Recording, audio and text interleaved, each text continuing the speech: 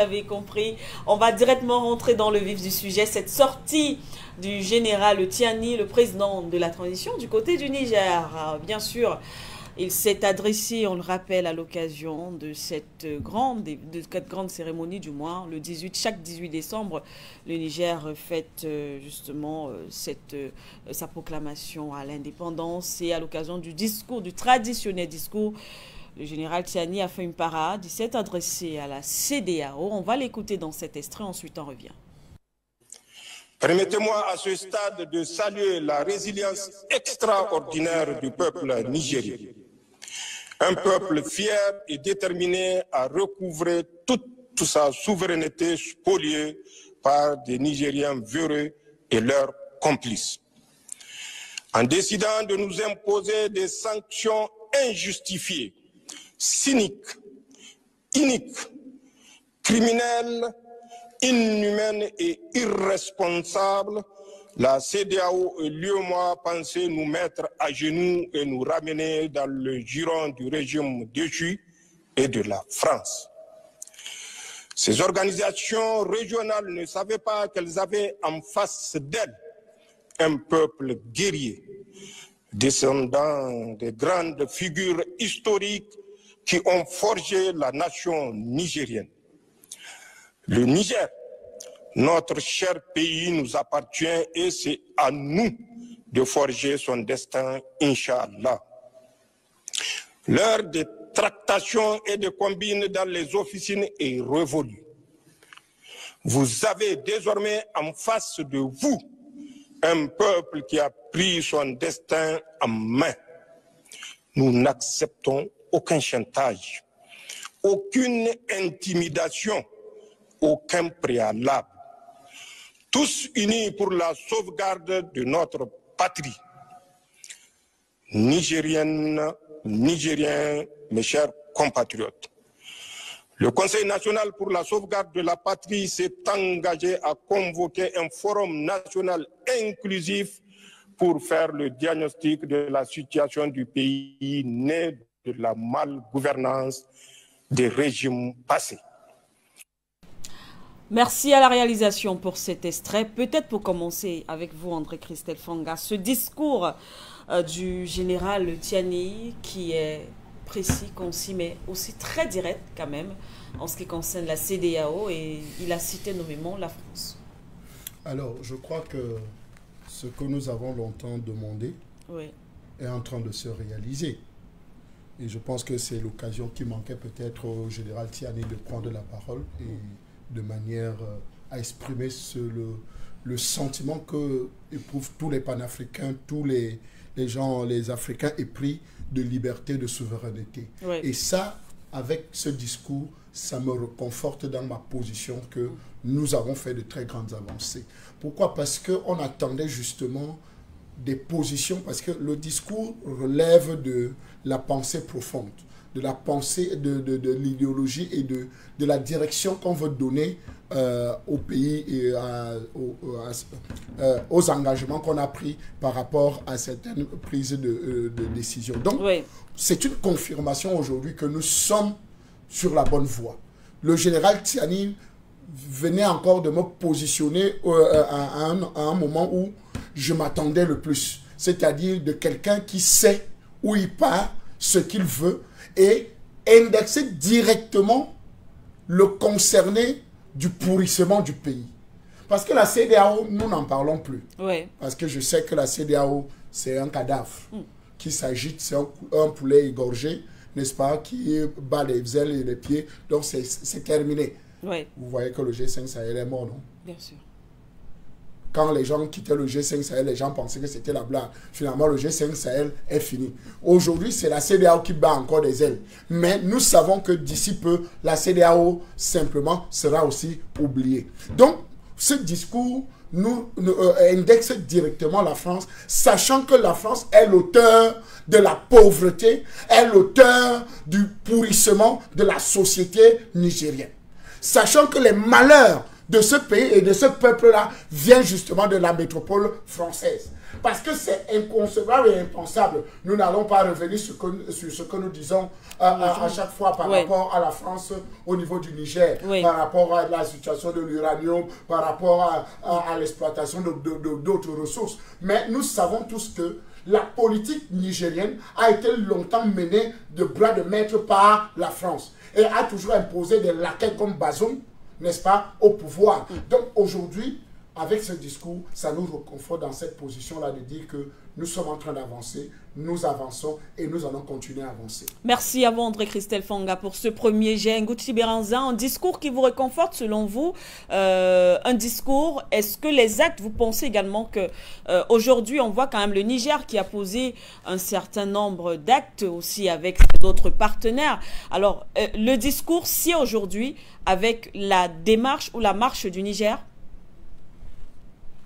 Oui, vous savez, moi je dirais que le discours n'est pas le problème. Oui. Le général Tiani a toujours tenu un discours souverainiste en dénonçant la position, les agissements de la France.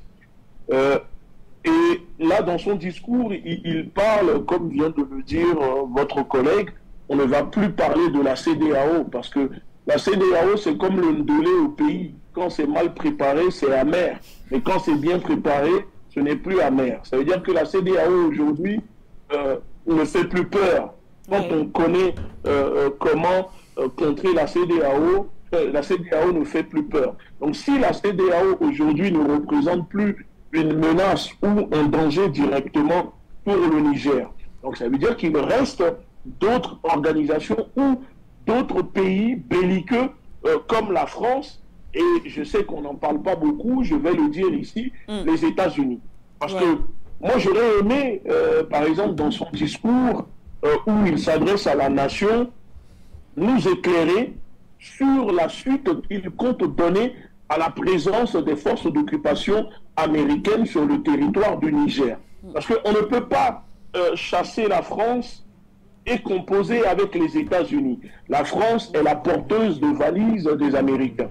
Donc si le général Tiani aujourd'hui refute et rejette, on va dire, ces intimidations, comme il le dénonce, les intimidations de la CEDEAO, etc. Mais si la CEDEAO aujourd'hui, n'oublions pas, il faut aussi le rappeler, que depuis le sommet de la CEDEAO à Abuja, avec la présence des Américains, la CEDEAO a reconnu et a acté le coup d'État contre Bazoum avec la France. Donc ça veut dire qu'aujourd'hui, la France, la CEDEAO et l'Union européenne acceptent que Bazoum a été déchu.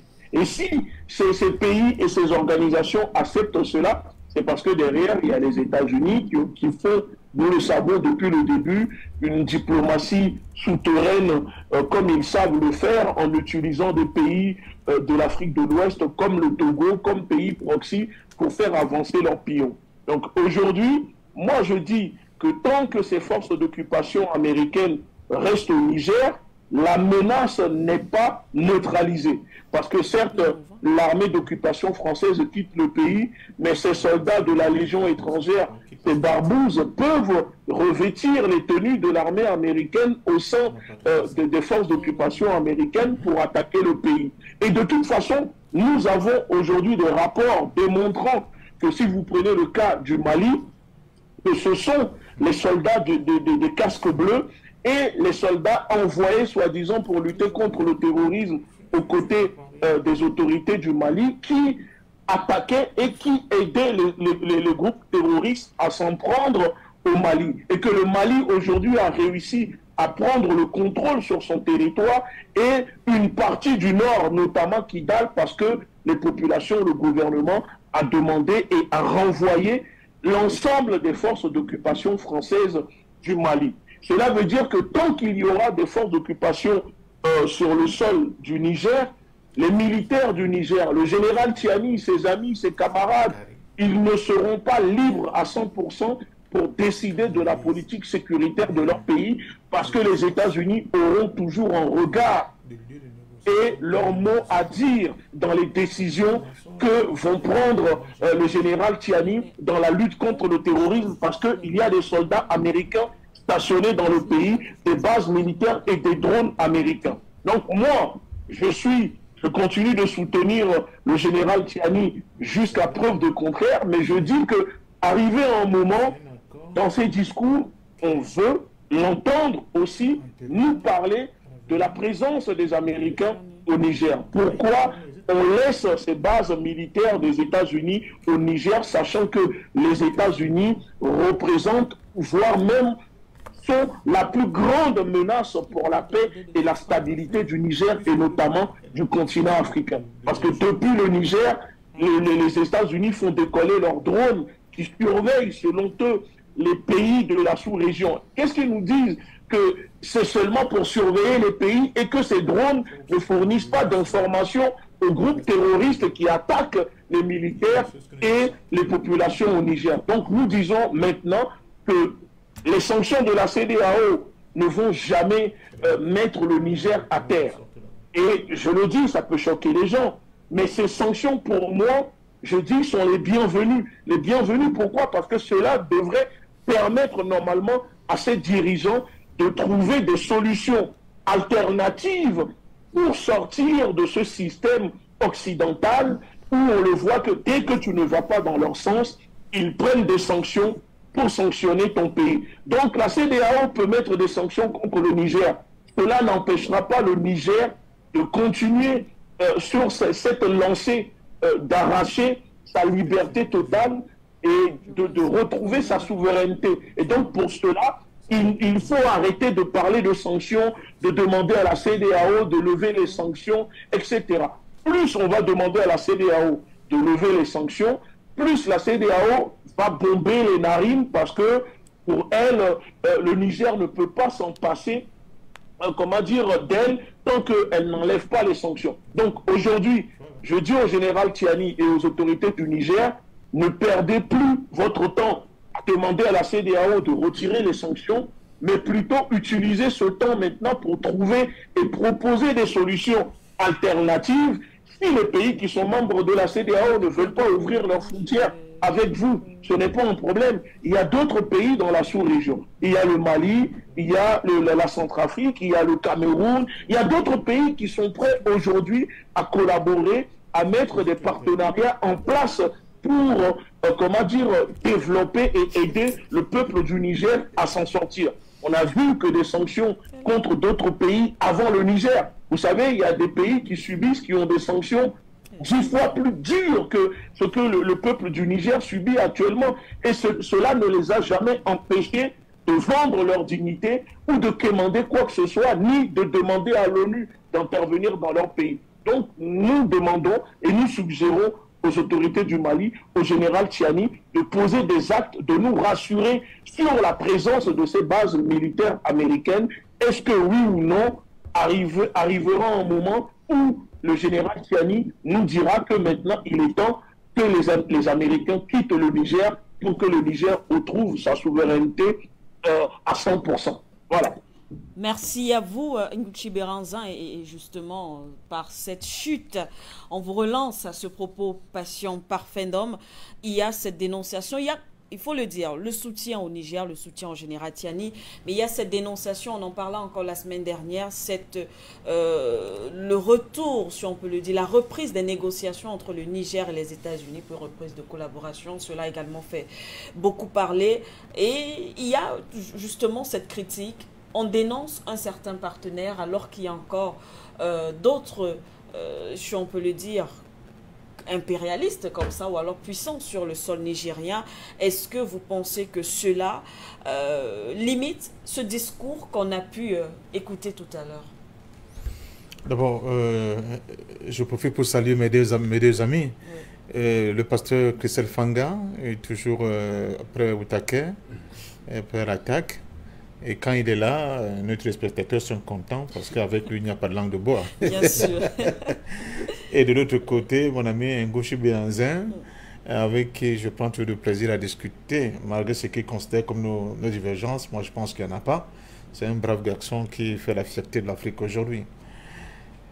Écoutez, Madame Manuela Siké, oui. nous sommes dans des situations très complexes. Tout à l'heure, en écoutant Ngouchi, vous voyez la complexité du problème. Effectivement.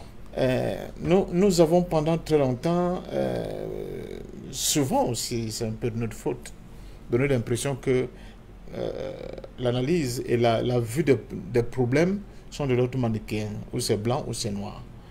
Il n'y a pas de points d'intersection où ça risque d'être ni blanc ni noir, où des formes de négociation peuvent se mettre en place pour pouvoir avancer. N'oublions pas aussi que nos États sont des États avant ces coups d'État qui ont porté cette transition au pouvoir, qui avaient quand même des agendas, qui avaient des accords, qui ont tissé des liens avec des autres États tiers. Oui. Est-ce que, c'est toujours la question que je pose quand on me parle de l'Afrique centrale, on me parle de Gabon, on parle de Tchad, d'autres pays, où j'entends souvent notre spectateur nous dire « Ah, c'est en Afrique centrale que rien ne se fait, ici nous sommes en avance ». Je dis « Certes, mais, il y a des mais. Il y a des mais pourquoi? Il y a des mais parce que l'avancée en révolution comme en politique en général, c'est fait souvent de petits pas. C'est aussi fait de petits pas.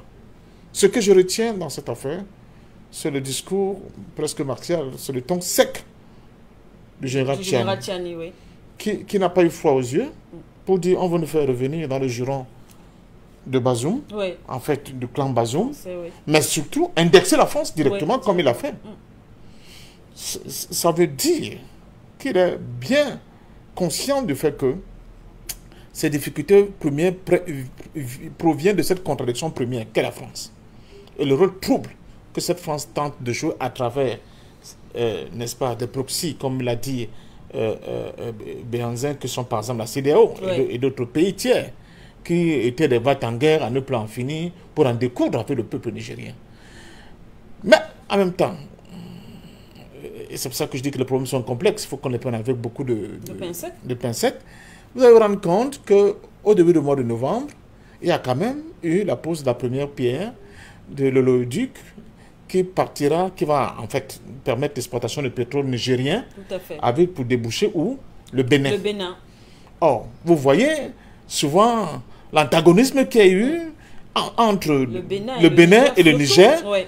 On se serait attendu qu'il y ait une rupture totale de ce contrat et de cet accord, de cette initiative économique, parce que le Bénin était considéré comme un pays qui voulait complètement s'aimer le chaos au niveau du Niger. Que non.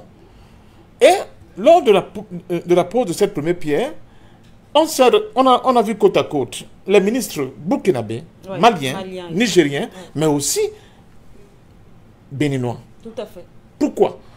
Tout simplement parce que c'est un contrat, c'est un accord, c'est une initiative qui est antérieure à la venue au pouvoir de cette transition et qui a certainement été négociée pour pouvoir profiter, je crois que le ministre nigérien l'avait dit lui-même, que tout ça, le gros du bénéfice devra être mis à la disposition du peuple pour son plein épanouissement. Alors, moi je m'interroge, pour un pays comme le Bénin qui était dans une coalition, prêt à en découdre avec la transition nigérienne, décider à s'aimer le feu, le chaos, à tuer les Nigériens pour inverser les tendances et ramener Bazoum au pouvoir. Appliquer une décision comme celle-là, qui est une action économique majeure dans la sous-région, me laisse penser qu'il y a des lobbies, qu'il y a des acteurs, qu'il y a des groupes de pression assez importants qui ont tout fait pour exiger l'application de la marche en avant de cet oléoduc. Oui. Ça rejoint Béhanzin quand il parle de la question de la présence militaire américaine au Niger. Quel est le lien qu'on peut faire avec tout ça? Moi, pour l'instant, je suis désolé, c'est vous qui nous donnez souvent les bonbons, comme on dit. On a l'impression qu'à un certain niveau, il y a un certain type d'information qui n'est pas assez bien traitée et assez bien divulguée pour que notre analyse soit complète. C'est pour ça que j'aime vous dire, j'insiste, que les problèmes sont de l'ordre de complexe. Ils sont très complexes, les problèmes. Donc, voilà, une fois de plus, le général Tchiani se rend bien compte que les autres ne veulent pas reculer. Ils ne veulent pas reculer, malgré ce qui peut apparaître demain comme une concession. Et je vois Fanga au quai de la tête. Vous vous souvenez de Laurent Gbagbo, avec des concessions qui étaient faites à des sociétés françaises. Cela n'a pas empêché la France quand même de continuer son plan machiavélique pour détruire complètement l'État ivoirien, humilier Laurent Gbagbo et l'envoyer en prison et la CPI. Donc, aux Africains de savoir à quelle sauce ils veulent être mangés. Ce sont des situations assez difficiles à comprendre, assez complexes, qui demanderaient quand même que davantage d'explications soient données, n'est-ce pas, à l'opinion de ces pays, mais surtout à l'opinion panafricaine qui y croit, qui y croit enfin qu'enfin nous tenons le bon bout. Donc, je sors avec une note presque mitigée, mais un peu rassuré quand même par le ton du discours, n'est-ce pas, le ton du général Tchiani, parce qu'au moins il a eu le courage de mettre le doigt dans l'abcès. C'est ça que nous disons depuis très longtemps. Et là, je suis d'accord avec Christelle, qu'ils le reprennent, ne va pas notre analyse depuis très longtemps, où les gens nous appelaient des aboyeurs, on nous disait, vous racontez n'importe quoi, chez vous c'est toujours la France, la France, la France. Voilà l'hégémon d'un pays important qui est dans une situation extrêmement importante, qui le dit lui-même. Cela ne vient que renforcer, n'est-ce pas, notre certitude dans le fait que, comme le dit Jacques Sarponou, je crois, nous sommes en guerre. Nous sommes vraiment en guerre, et dans cette guerre-là, je ne sais pas à quel moment, vraiment, la rupture totale sera faite de telle manière que nous n'ayons pas à faire de la gymnastique intellectuelle pour détricoter ce type de situation. Ouais. Merci à vous, Passion Parfum d'Homme. André Christelle Fanga, peut-être dans la même lancée. On a donc justement l'impression, pour parler justement de la présence militaire américaine, est-ce que ce n'est pas aussi un jeu des États-Unis d'écarter définitivement cette France sur le territoire nigérien? Est-ce que cette situation ne plaît pas justement à Washington, le fait que la France soit écartée? Pourtant, on dit que la France est le partenaire des États-Unis. Mais comment comprendre aujourd'hui ce lien, cette impossible, si on peut le dire comme ça, difficile rupture entre le Niger et les États-Unis? Alors, laissez-moi vous dire que les États-Unis ont sous-traité la plupart de leurs activités en Afrique à la France. Ont sous-traité leurs activités, certains contrats, certains partenariats à la France. Oui. Maintenant, ils se rendent compte que la France est battue à plate couture sur presque dans tous les domaines. Et ça fragilise les États-Unis. Parce qu'en réalité, ce qui faisait la force des États-Unis dans le monde, c'est que la France avait sa politique, n'est-ce pas, en Afrique, amenait l'Afrique à un certain niveau à être collaborateur des États-Unis sans le vouloir, sous la botte de la France. Aujourd'hui que la France a échoué dans sa politique, parce que la France en réalité n'a pas voulu négocier, en fait a voulu être plus gourmand que les États-Unis. C'est-à-dire a commencé à s'enrichir plus que son patron. La France est devenue plus riche que son patron en matière d'exploitation des matières premières. C'est-à-dire en matière d'or, Vous savez, les problèmes des États-Unis et de la France ne commencent pas aujourd'hui. Quand la France envoie un Français comme directeur du Fonds monétaire international appelé Dominique Strauss-Kahn, c'est là où les problèmes en fait, il y a une vraie cassure qui prend place. Pourquoi? Parce que Dominique Strauss-Kahn arrive et demande aux États-Unis, ok, parce que le plus grand problème aujourd'hui dans le monde, c'est la mort du roi dollar. Il faut assassiner le roi dollar. Et comme le roi dollar ne veut pas mourir, il essaye de trouver tous les stratagèmes pour vivre. Parce que vous savez que c'est le système dollar qui commande le monde. C'est le système dollar qui met tout le monde à genoux. Donc, quand Dominique Strauss-Kahn dit, bon, ok, votre monnaie là, c'est le dollar. Et c'est adossé sur quoi? Sur l'or. Allons à Fort Knox, où il y a le banc. Vous me montrez l'or, je veux voir l'or, sur lequel est adossé le dollar. Les oligarques états-uniens se lèvent et disent, quoi? Depuis quand? Parce qu'en réalité, le dollar est basé sur du vent. Il n'y a pas d'or. L'or appartient à certaines familles. Donc, ça n'appartient pas aux États-Unis. Ça n'appartient pas au système même du dollar. Donc, ils ont monté une stratégie pour vendre le vent aux gens, faisant croire que le dollar est basé sur l'or. Dominique Strauss-Kahn demande, allons voir, allons dans vos coffres que vous dites là, montrez-moi les réserves d'or qui font du dollar la monnaie planétaire. Les gars disent ça, ce monsieur veut nous créer des problèmes. C'est comme ça qu'on monte tout le stratagème que vous connaissez avec Nafissatou Diallo, Nafissatou et tout le reste jusqu'à ce que Dominique Strauss-Kahn ait débarqué. Oui. Donc vous comprenez que dans la stratégie des États-Unis, ils ont longtemps utilisé la France comme un laquais, comme un agent. Et cet agent-là a profité, n'est-ce pas, de ses courses. En faisant les courses, il a gardé une bonne réserve. La France est devenue 5e réserve mondiale d'or. Oui. Mais attends, les États-Unis se posent la question que vous avez quoi pour devenir 5e réserve mondiale d'or? Donc, ils vendent l'uranium du Niger, oui. Ils vendent tout. Et ils commencent même à vendre du matériel militaire à certains États qui étaient réservés aux États-Unis.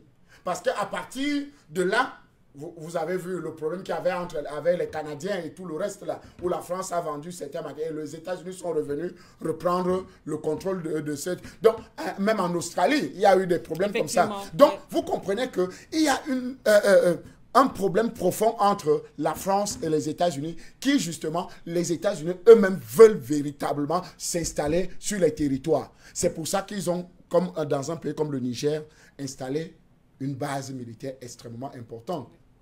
Et ce n'est même pas seulement une seule base, c'est 2 bases. Parce qu'il y a la base de Niamey et il y a la base d'Agadez.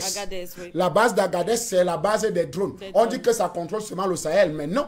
C'est une base qui contrôle presque tous ces parties du continent. N'est-ce pas? Parce qu'en réalité, il faut avoir la même mise sur tous ces secteurs-là. Vous savez que le secteur sahélien est un secteur extrêmement riche en pétrole, en gaz et en or et en uranium. Parce que l'uranium qu'il y a au Niger n'est pas seulement au Niger. L'uranium se trouve au Mali. L'uranium se trouve dans plusieurs pays, au Burkina Faso, dans plusieurs pays du Sahel. Donc, il faut avoir le contrôle sur cet uranium-là pour contrôler la guerre du futur.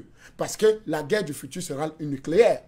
Et ça, il fallait avoir le contrôle sur cela. Donc, vous comprenez que les États-Unis aujourd'hui, comme c'est un mauvais coursier, la France est un mauvais coursier, il faut se débarrasser de cette France-là et maintenant s'installer. C'est pour ça que vous comprenez la complexité aujourd'hui du général Tiani oui. Ou bien des autorités nigériennes, n'est-ce pas, à se séparer directement des États-Unis. Parce qu'en réalité, on peut taxer la France, n'est-ce pas? On peut dire la France, la France, la France, la France, la France. Mais le vrai patron de la France, il est là, c'est les États-Unis. Et vous savez que quand, dans un territoire, il ne peut pas... Tout le monde le sait, 2 adversaires, c'est-à-dire la Russie et les États-Unis sont 2 adversaires. Et là où il y a les États-Unis, la Russie ne peut pas véritablement s'installer. Et là où il y a la Russie, les États-Unis ne peuvent pas s'installer. Donc c'est cette guerre-là qui est en train de vouloir se produire sur le territoire africain. Cette confrontation entre la Russie et les États-Unis. Et donc, il faut véritablement que pour des pays, n'est-ce pas, qui veulent véritablement être souverains, oui. Doivent prendre une décision majeure. C'est-à-dire où on rompt complètement avec le système états-unien, c'est-à-dire le système roi-dollar, oui. Qui doit être assassiné. Et c'est pour ça que vous voyez que la Russie a prospéré. Quand ils ont quitté le système SWIFT, n'est-ce pas, basé sur le dollar, qui maintenant, vous savez que les économies de la Russie ont plutôt triplé. Pendant que eux, on a dissous, on a suspendu leurs transactions et tout et tout. Oui.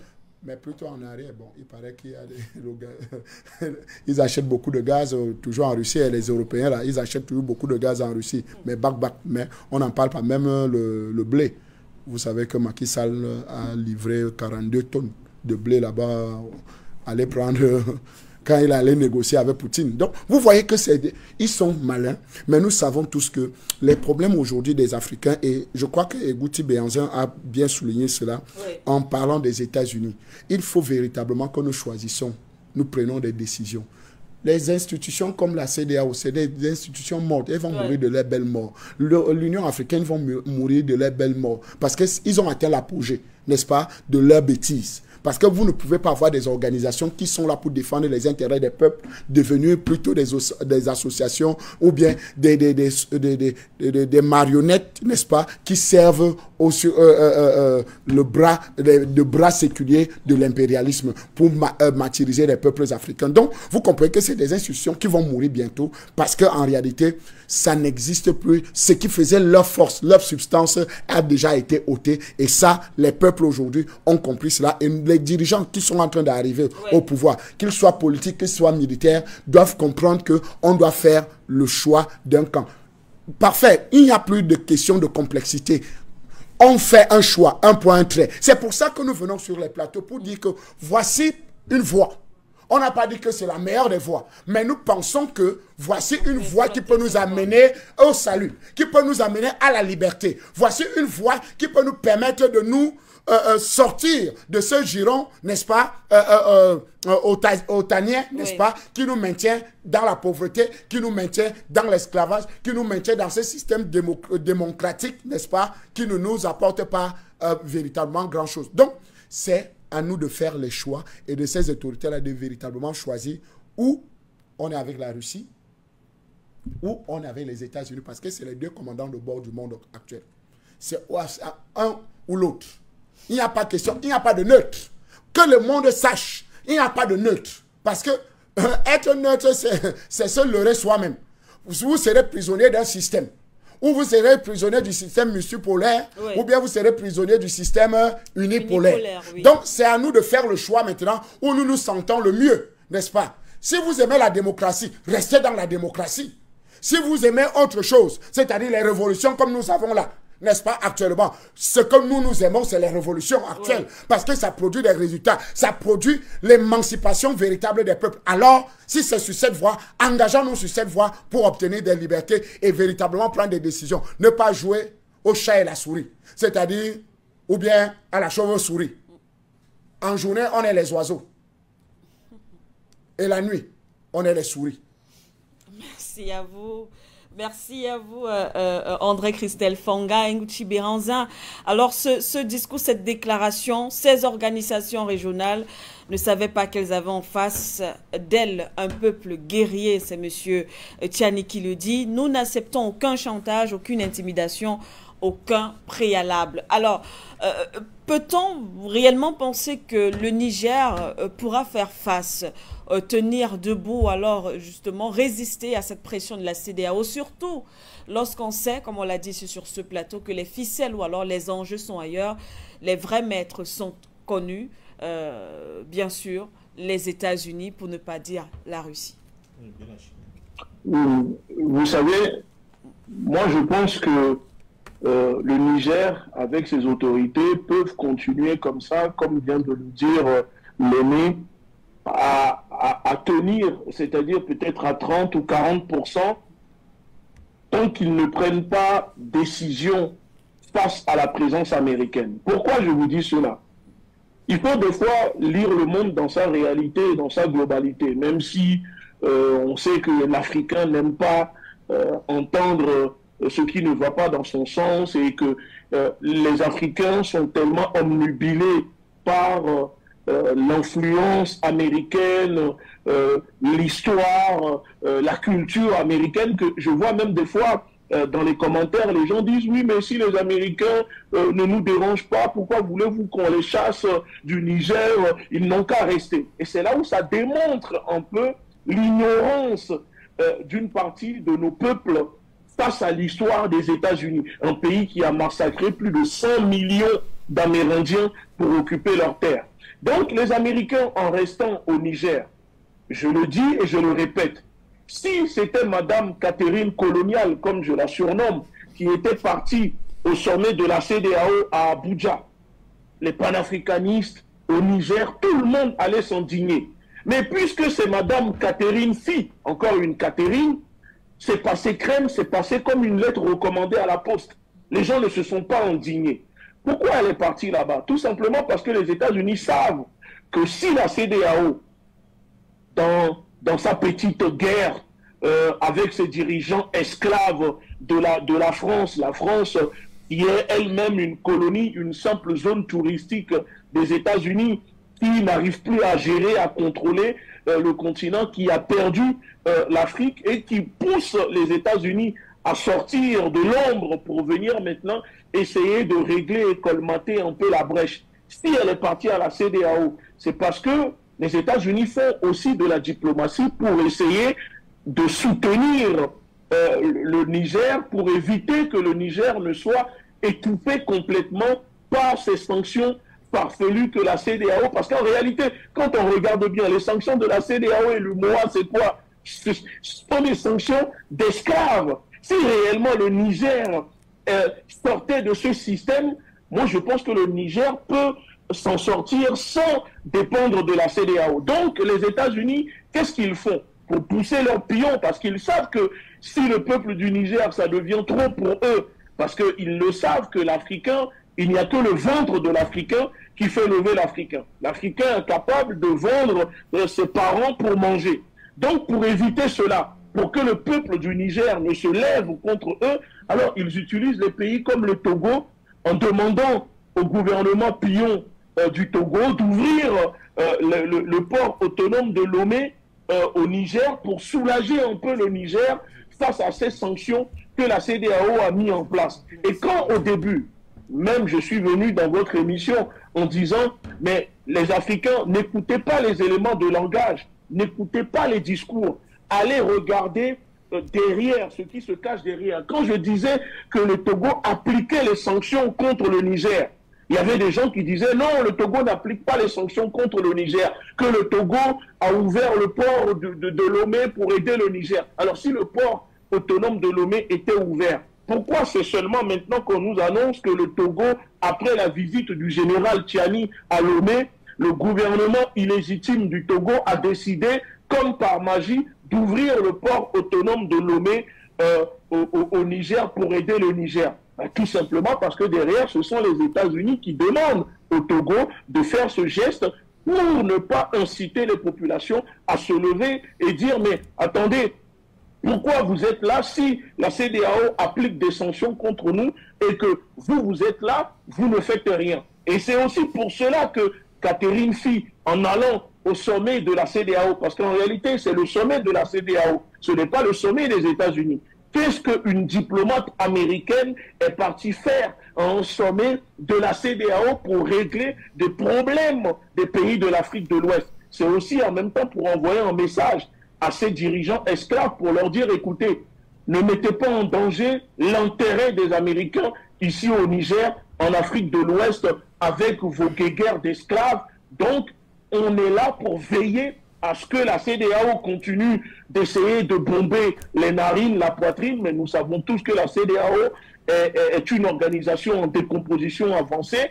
Donc, les États-Unis, en mettant aussi la pression à la CEDEAO, c'est pour que la CEDEAO ne puisse pas comment dire, rajouter ou resserrer les sanctions. D'ailleurs, après cette visite, qu'est-ce qu'on apprend? La CEDEAO a pondu un communiqué disant, OK, nous reconnaissons, on acte le coup d'État contre Bazoum et nous demandons maintenant aux autorités du Niger de nous présenter ou de négocier maintenant pour nous dire, de mettre en place une transition pas, comment dire, très longue, qui permettra aux civils de revenir au pouvoir. En réalité, ça, ce sont des éléments de langage de la CEDEAO pour sauver la face. La CEDEAO sait très bien qu'il n'y aura pas une transition courte à la tête du Niger, parce que ce n'est pas elle qui décide, mais plutôt le peuple. Mais pour s'en sortir et ne pas aussi trop se faire humilier, parce que derrière, la CEDEAO sécurise ses pions, ses gouvernements pions par voie diplomatique, elle peut se communiquer et elle reconnaît le coup d'État contre Bazoum et elle demande maintenant en disant « Ok, nous sommes prêts à travailler avec le Niger, mais il faut que le Niger nous dise combien de temps les autorités resteront à la tête du pays avant le retour des civils, et en disant aussi, on demande aussi la libération de Bazoum, chose que la CEDEAO sait pertinemment qu'il n'y aura pas la libération de Bazoum parce que la CEDEAO le demande. Mais tout ça, c'est ce qu'on appelle la diplomatie. Voilà, on fait semblant, c'est l'art de la guerre, chacun avance ses pions, et on essaye de sauver la face. Mais dans tout ça, jusqu'à présent, depuis le début de ce coup d'État jusqu'à maintenant, celui où le pays qui gagne le plus dans tout ce cafouage, micmac, tohu-bohu qui règne un peu en ce moment autour de ce coup d'État, mais ce sont les États-Unis. Ce sont les États-Unis qui n'ont pas hésité à trahir la France, en poignardant la France dans le dos, en mettant un coup de pied aux fesses à la France en disant, bon, allez, tu dégages, tu dis qu'il ne faut pas rester, mais nous sommes là, on envoie notre diplomate, notre ambassade, et même Catherine Fay, qu'est-ce qu'elle a déclaré? Elle a dit, bon, maintenant, j'ai rencontré le général Tchiani, nous avons discuté, les États-Unis sont clairs, nous avons dit au général Tchiani, nous sommes prêts à continuer de travailler avec eux, mais à des conditions. Alors, c'est quoi ces conditions? C'est pour cela que quand l'aîné disait que les autorités du Niger doivent être claires, nous dire concrètement, nous qui les soutenons, la communauté panafricaine, l'opinion africaine, que c'est quoi concrètement la voie, le jeu diplomatique que les autorités veulent avoir avec les États-Unis. Parce qu'on ne peut pas vouloir libérer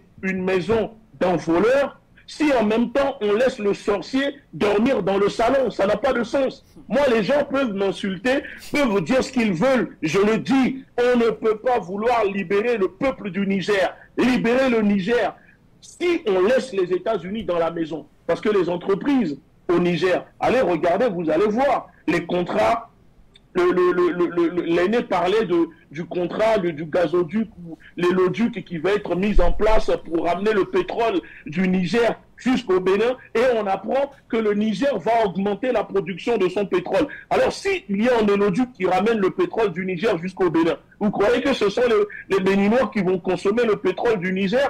Réfléchissons un moment, réfléchissons, ce pétrole sera directement versé dans les bateaux, dans les cargos des Américains, direction les États-Unis. Ce ne sont pas les Béninois qui vont consommer le pétrole du Niger, puisque les populations n'ont pas les moyens. Et aujourd'hui au Bénin, nous savons tous que Talon, comme je surnomme Patricia Talon, est en train de vendre le Bénin aux forces étrangères.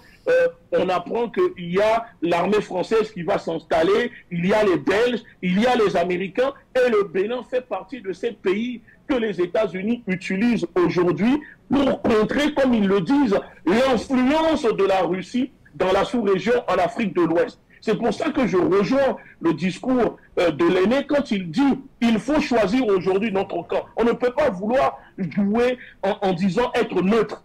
Là, nous sommes en guerre. Et si vous jouez avec les Américains, ce sont des gens qui sont capables, qui le font, c'est la politique américaine, c'est leur doctrine. En même temps, ils vont soutenir les autorités du Niger en les finançant. Dans le même temps, ils financent les groupes terroristes qui attaquent les autorités, les populations au Niger. Et si vous fouillez ces groupes-là qu'ils appellent Al-Qaïda, JNIM, patati, patata, qui ont créé ces groupes-là aujourd'hui qui tuent en Afrique? Mais ce sont les États-Unis. Al-Qaïda est une création américaine. Alors si ça fait plus de 10 ans que les États-Unis sont au Niger, mais le terrorisme augmente, ce n'est pas en 2023 que le terrorisme va baisser au Niger. Donc si pendant 10 ans, les Américains n'ont rien servi au Niger, aux populations, alors nous disons maintenant que nous sommes dans une lutte pour libérer le continent, pour libérer le Niger, et on ne peut pas libérer l'Afrique de l'Ouest et ces pays si on laisse les États-Unis au milieu du salon alors que nous avons toute la maison à libérer. Donc il faut que le général Tchiani dise aux populations. Maintenant, si les autorités, je peux comprendre que c'est complexe pour eux de se prononcer,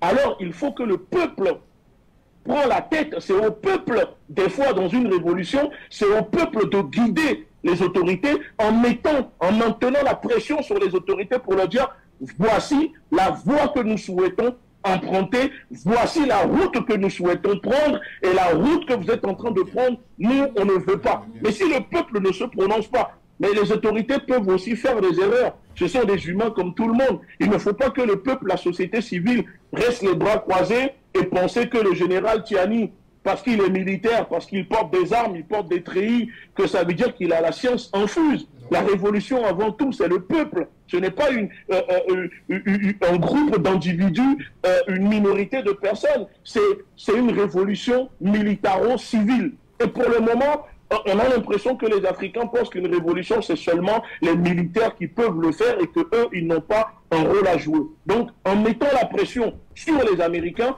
peut-être au départ, les autorités du Niger ont peur de se prononcer, mais à la fin, ils vont suivre parce qu'ils diront, regardez, ce n'est pas nous, c'est le peuple souverain du Niger qui exige votre départ, qui ne veut pas travailler avec vous. Donc, on vous demande maintenant de plier bagage et de suivre la France. Mais tant que les États-Unis seront au Niger, tout ce que nous allons faire, c'est comme prendre du bâton, prendre un bâton et taper sur l'eau. C'est tout.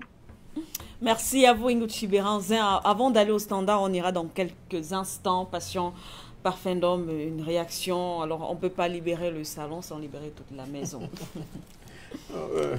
Béranzin a été très percutant. Je le comprends parfaitement. Et écoutez, Manuela, moi, je continue de vous dire.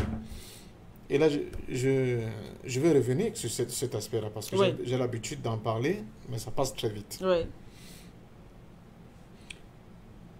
Les transitions dirigées par nos frères militaires qui sont au pouvoir, s'ils ne sont pas adossés sur des organisations de masse populaire puissantes, patriotiques, nationalistes, prêts à tout faire, même jusqu'au sacrifice suprême, pour récupérer la souveraineté qui nous a été longtemps confisquée, ça va être une charge énorme sur leurs épaules à eux tout seuls. Il faut qu'il y ait une combinaison entre la volonté des militaires et la détermination du peuple. Quel peuple? Le peuple organisé. Et c'est à ce moment que va intervenir les questions d'idéologie. Oui.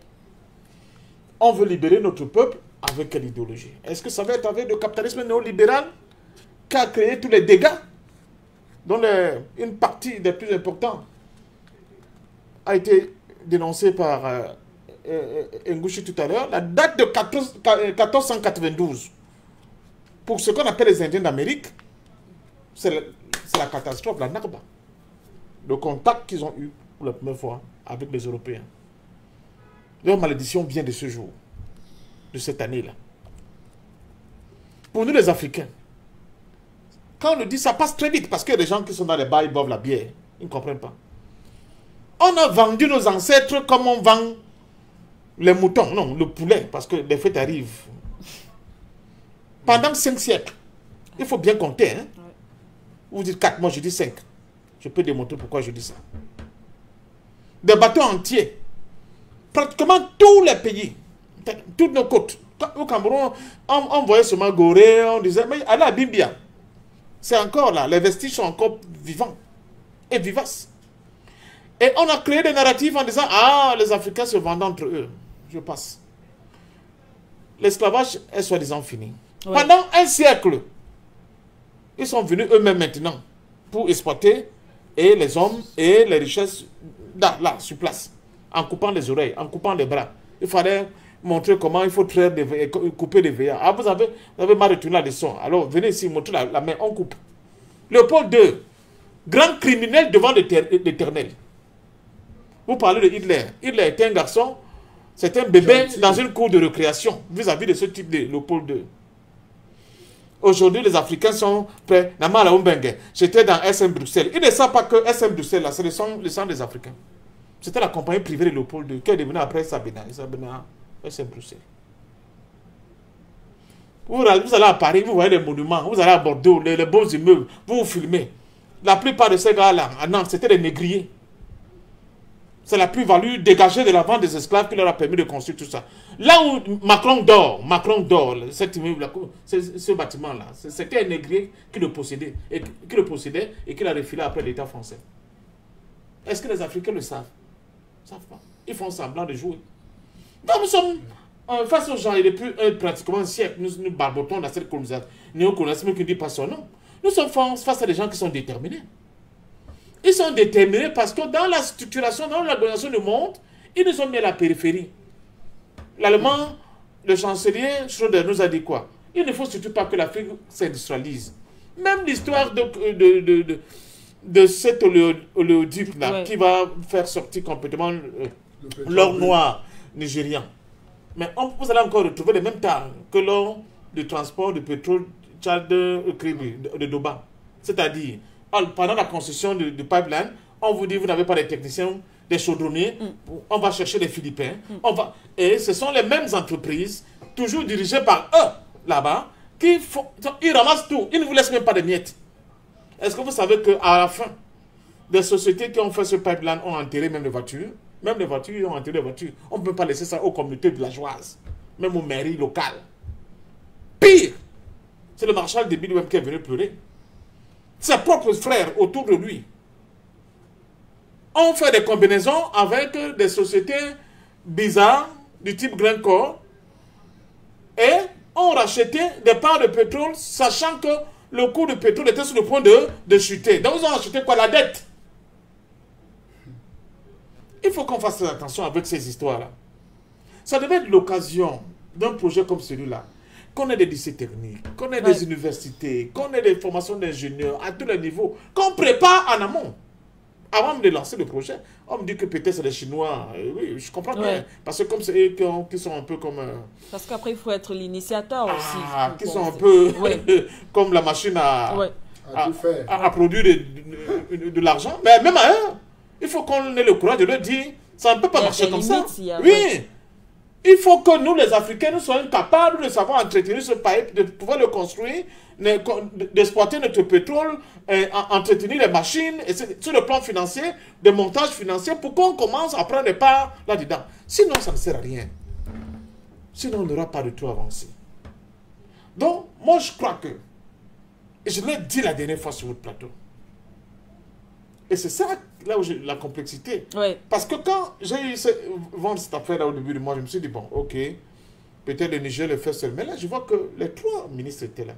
Peut-être qu'il y a des informations qui ne sont pas à notre disposition. Sinon, je suis tout à fait d'accord avec Béhanzin sur le caractère extrêmement nocif des États-Unis. Mais connaissant la prêté avec laquelle on a vu nos frères de Sahel se battre pour arriver là où ils sont, ils ne peuvent pas faire des reculades comme ça s'il n'y a pas de gage, n'est-ce pas, d'une quelconque remise en cause des contrats léonins comme on avait l'habitude, et que peut-être cette fois-ci, ces contrats vont peut-être un peu leur profiter. De toute façon, au général Tchiani, nous saluons vraiment sa détermination. Au peuple nigérien, nous leur disons, organisez-vous. Rien ne sera acquis facilement. Rien. Le Vietnam, que j'aime citer un exemple, ils étaient face à de pareilles propositions, à de pareilles négociations. Jusqu'au jour où Ho Chi Minh s'est rendu compte que, mais avec ces gars-ci, il n'y a que la guerre qui va nous séparer, comme on dit. Si on ne fait pas la guerre, on n'aura rien. Ho Chi Minh ne s'est pas lancé dans cette confrontation militaire parce qu'il voulait. Il a commencé par les négociations. Il s'est rendu compte que les gars étaient en train de le mener en bateau. Avant de décider que, bon, comme vous voulez la guerre, vous aurez la guerre. Mais ça se prépare. Tout à fait. Il faut avoir de véritables ethnies qui pensent global. Il faut avoir un leadership qui pense global. Il faut avoir une idéologie de libération de notre continent. Il faut célébrer nos valeurs. Il faut que nos confréries se mettent ensemble. Il faut. Comme quand Oumyobé allait à l'ONU, on voyait des gens cotiser. La confrérie Ngondo a cotisé. Les chefs traditionnels de l'Ouest, à travers le Koumze, ont cotisé. Soli Babi, en pays Babi, en pays Bassa, ont cotisé. Les gens à Yaoundé, là-bas, les chefs là-bas ont cotisé. Même à l'Est, au Nord, les gens envoyaient l'argent de partout pour dire, tu es notre podole, va parler pour nous. Depuis, les Français ont compris ça. Ils ont fait imploser complètement cette unité. Ils ont tchakala ça. Maintenant, c'est chacun qui veut son parti pour son village. On va aller où avec cette affaire? Donc, je dis que les problèmes sont complexes. Quand on le dit, on dit que lui là, il est trop... Moi, je vois que les hyènes qui sont là, qui rôdent autour là, ils bavent de... L'unité politique. Oh, papa. L'unité politique. Si on n'a pas d'unité politique, on ne peut pas. Politique. Donc, continuons de dire à nos frères et amis que, ok, c'est une très bonne chose quand on est le général Tchiani de notre côté, nous disons merci mon général et nous sommes convaincus qu'on ira de l'avant jusqu'à la victoire finale. Merci à vous, Passion Parfum dans mon âme. On va essayer de partager les minutes. 1 minute par intervention, justement, pour nos invités, peut-être pour sortir Nguchi Béranzin en 1 minute. En 1 minute, je conclue en disant au général Tchiani, aux autorités, que nous sommes avec eux, nous les soutenons, mais que vaut mieux être prudent. Parce qu'aujourd'hui, ce terrorisme qui tue au Niger a été provoqué et créé par les États-Unis avec la déstabilisation de la Libye et l'assassinat du colonel Kadhafi. Et que depuis le Niger, les États-Unis peuvent déstabiliser leurs alliés, qui est le Mali, le Burkina, avec leurs drones, avec leurs militaires, espions, etc. C'est pour cela que nous disons qu'on ne peut pas libérer le Mali. Et si on arrive au Niger et qu'on laisse les États-Unis dans le salon et on chape la France de la chambre à coucher et qu'on pense que le problème est réglé, c'est faux. Parce que les plus grands terroristes de ce monde, ce sont les États-Unis et leur politique accompagnée de leur armée terroriste, que ce soit l'armée américaine ou les groupes terroristes, travaillent pour eux et c'est ce que j'appelle le management de la terreur. J'invite les Africains à regarder ce que c'est que le management de la terreur et ils comprendront pourquoi je m'en prends et que je dénonce, j'alerte sur la présence des États-Unis au Niger. Merci à vous, Nguchi Béranzin. Voilà, André-Christelle Fonga en 1 minute pour sortir. Alors, je crois que pour un lundi matin, pour un début d'émission, c'est vraiment, ça a démarré sur les chapeaux de roue. Je crois qu'il faut véritablement qu'on appelle à une mobilisation générale des Africains. Une mobilisation générale des Africains dans tous les domaines et dans tous les aspects. Parce que si un seul instant, nous nous limitons simplement au débat, à encourager, à soutenir, ou bien vraiment, on ne va pas atteindre les objectifs rapidement. Parce que les Américains ont appuyé sur l'accélérateur. Ils ont appuyé sur l'accélérateur pour tout faire, pour contrecarrer la Russie sur le territoire africain. En fait, pour contrecarrer le monde multipolaire. Ils ont mis tout en jeu. Et ils ont réveillé l'ancien système, n'est-ce pas, de leur stratégie, qui est de, ou bien, si tu es avec nous, n'est-ce pas, on te corrompt, ou bien, si tu n'es pas avec nous, on t'assassine. Donc, c'est ça le système Yankee. Les Yankees sont décidés à reconquérir le monde. Et vous savez qu'ils ont leur truc de bactéries là qu'ils ont placé un peu de partout dans le monde. Il y a ça un peu de partout, donc qu'ils vont injecter, ils vont relâcher ça un peu de partout pour détruire certains Africains. Donc, soyons prudents, mobilisons-nous. En fait, là, on est en guerre, comme simplement tout le monde le dit depuis. On est en guerre et sachons que dans la guerre, il n'y a pas de sentiment. En guerre, il n'y a pas... Les balles ne connaissent pas de religion. Les balles ne connaissent pas de noir. Les balles ne connaissent pas père, mère, fille ou enfant. Allez voir ce qui se passe à Gaza, n'est-ce pas? Les bombes ne connaissent pas s'il y a les enfants, s'il y a les vieux. Non. Tout est, quand c'est la guerre, c'est la guerre. Donc, véritablement, nous les Africains, nous devons savoir que le monde est en guerre et la guerre ne va pas s'arrêter si nous-mêmes ne nous prêtons pas à cette guerre-là. Merci à vous, André-Christelle Fonga. Passion Parfum dans mon 1 minute. Oui, je pense que la Christelle a totalement raison. C'était d'ailleurs l'idée que j'avais avant d'entrer dans ce plateau. C'est comment faire pour contrer la présence de la Russie en Afrique. Et les États-Unis ont décidé de ne plus laisser cette tâche assez ardue uniquement à la France, qui n'a plus les pectoraux pour porter cette charge-là. Donc, à partir de ce moment-là, ils vont s'impliquer eux-mêmes et ils actionnent un peu tous les leviers. Ça peut être la CEDEAO, ça peut être l'UMOA, ça peut être certains États, ça peut être aussi d'amadouer ou bien de diluer un peu la dureté des sanctions pour ne pas justement pousser, n'est-ce pas, laisser le Niger dériver de manière quasi naturelle dans les bras de ce qu'ils appellent Wagner. Donc, il faut aussi voir cette affaire-là sur cet aspect et comprendre que des décisions, et là même Nguchi est bien revenu là-dessus, sont prises, c'est là, et on ne peut pas bien les lire, elles participent aussi à dire attention à la France, vous avez trop merdé, il faut qu'on fasse semblant d'adoucir certaines positions qui sont les nôtres pour pouvoir rester encore présents sur ce théâtre-là qui est en train de nous échapper. Merci à vous, Passion Parfendorme. On rappelle que vous êtes en politique. Merci d'avoir partagé ce... N'oubliez surtout pas de vous abonner et d'activer la cloche de notification pour ne rater aucune de nos prochaines vidéos.